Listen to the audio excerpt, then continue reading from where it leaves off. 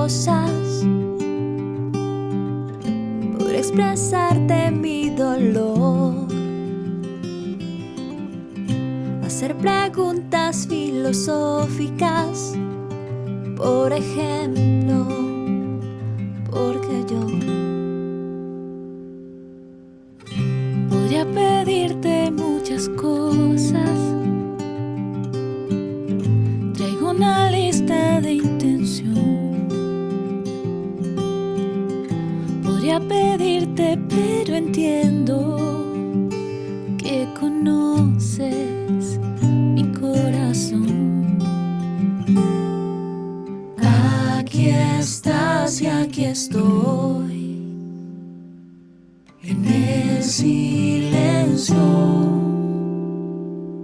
Que sea tu voz la que me hable, que sea tu amor el que me abrace, que tu palabra en mí se haga carne, que seas más tú y menos yo. Que sea tu voz la que me hable, que sea tu amor el que me abrace, que tu palabra en mí se haga carne, que seas más tú y menos yo. Y ahora aquí en tu compañía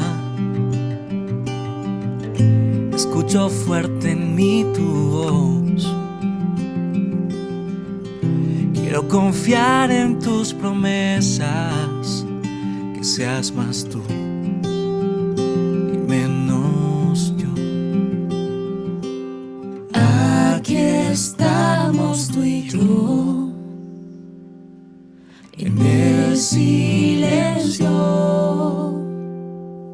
Ahora es tu voz que me habla, ahora es tu amor el que me abraza, tu palabra vive aquí en mi alma. Yo creo en ti, eres mi Dios. Ahora es tu voz el que me habla, ahora es tu amor el que me abraza, tu palabra vive aquí en mi alma.